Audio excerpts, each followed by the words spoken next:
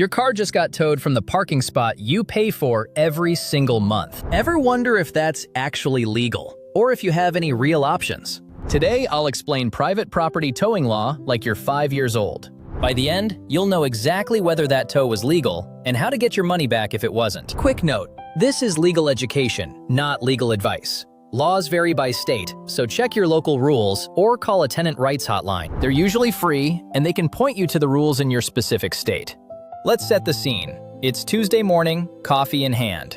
You've got somewhere to be, so you head outside, and your car is just gone. You look around like maybe you parked somewhere else, but you didn't. You know exactly where you left it. You call the number on the signpost, and a guy answers with the energy of someone who's had this conversation 100 times. He tells you your car is at a lot 15 miles away, $300 to get it back before noon, or storage fees kick in. And those storage fees aren't small. Many lots charge $25 to $50 per day, meaning every hour you wait is money leaving your pocket. You paid your rent, you have a lease, and your name is on that parking spot.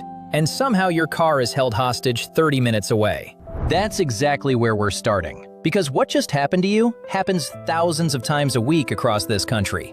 And most people just pay the fee and go home furious, never knowing what you're about to know. So here's the first question. Can a towing company legally tow your car from your own assigned spot? The answer is yes, but only under very specific conditions. And if those conditions weren't met, you're owed money back. Possibly more than just the tow fee. Here's how private property towing actually works. Most states allow something called non-consent towing. That's when a property owner removes your car without asking you first. Plain English, they tow first, you find out after. It's the legal backbone of every apartment complex, shopping center, and parking garage in the country. But, and this is enormous, the law also puts strict rules on how they have to do it. Think of it like a bouncer at a club. The owner has the right to remove people, but the bouncer still has to follow rules. They can't drag you out or steal your wallet on the way. There's a process they have to stick to. Same with towing. The property owner can remove your car, but they have to follow the rules to do it legally. And here's where it gets interesting, because a lot of towing companies don't. The first rule in almost every state, proper signage. Before they can legally tow anyone, the property has to have signs, specific signs. In most states, those signs have to meet exact requirements. The height of the sign, often a minimum of 4 feet off the ground.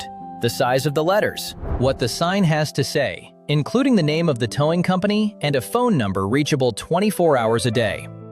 Some states require the sign to list the exact fee range, and where those signs have to be posted, usually at every entrance to the parking area. Not just one sign in the back next to the dumpster. Here's the thing. If any of those requirements aren't met, the tow is illegal. Doesn't matter that your car was technically in the wrong spot. Doesn't matter the towing company has been doing this for 20 years. If the sign isn't the right size, in the right place, with the right information, the whole tow falls apart. It's like a traffic ticket with no speed limit posted. You'd fight that, right? Same principle.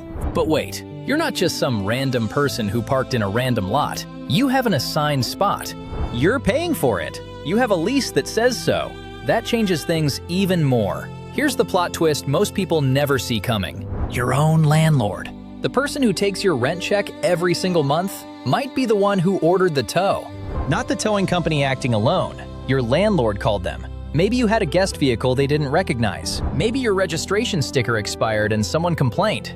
Maybe, and this happens more than you'd think, it was just a mistake. Someone misread a spot number. A property manager marked down the wrong vehicle, and your car paid the price. When your landlord is involved, your lease becomes a weapon. In most states, your landlord cannot tow your car from your assigned spot without notifying you first. Some states require written notice before the tow. Some require a mandatory waiting period, meaning the tow truck driver has to pause before hooking up, giving you a chance to come outside and move it yourself. That waiting period requirement alone has made entire tows illegal after the fact, because if the driver skipped it, the clock resets in your favor. And here's the part that makes towing companies nervous. In several states, if the tow didn't follow proper procedure, you're entitled to a full refund of every single fee. The tow fee, the storage fee, all of it. Not a partial credit, all of it back. In some states, California is a big example, The law goes even further. You have the right to a post-tow hearing. You dispute the tow in front of a hearing officer, usually within a few days of getting your car back.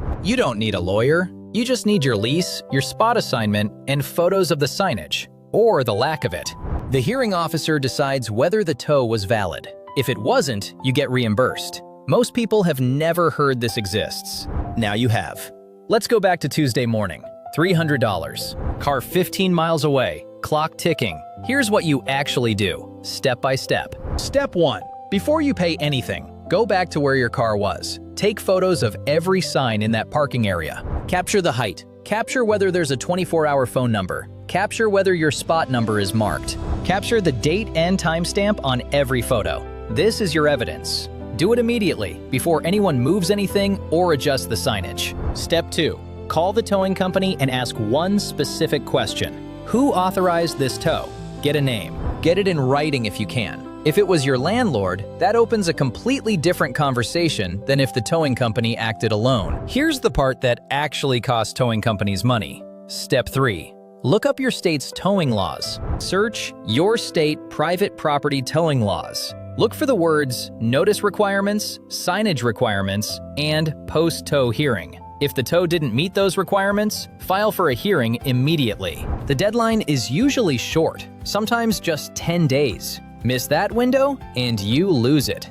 Step 4. If your landlord ordered an illegal tow from your assigned spot, that may be a breach of your lease, meaning they violated the contract first. In some states, that opens the door to recovering your costs and potentially additional damages beyond just the tow fee. Some tenants have successfully recovered 2 to 3 times the original tow amount in small claims court, precisely because of this. Here's what most people do.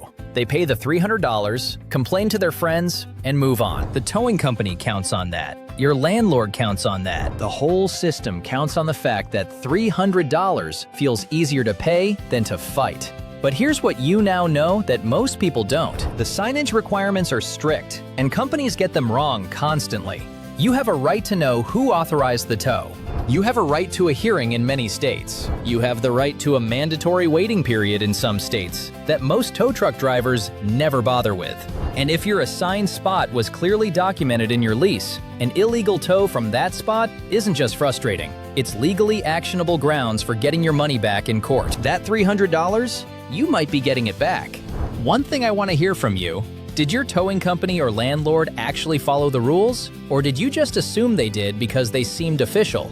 Drop it in the comments, because I guarantee someone watching right now is realizing for the first time they never actually checked. If you enjoyed the video, make sure to like and subscribe, and make sure to leave a comment on what topic you'd like to see next. Thanks for watching.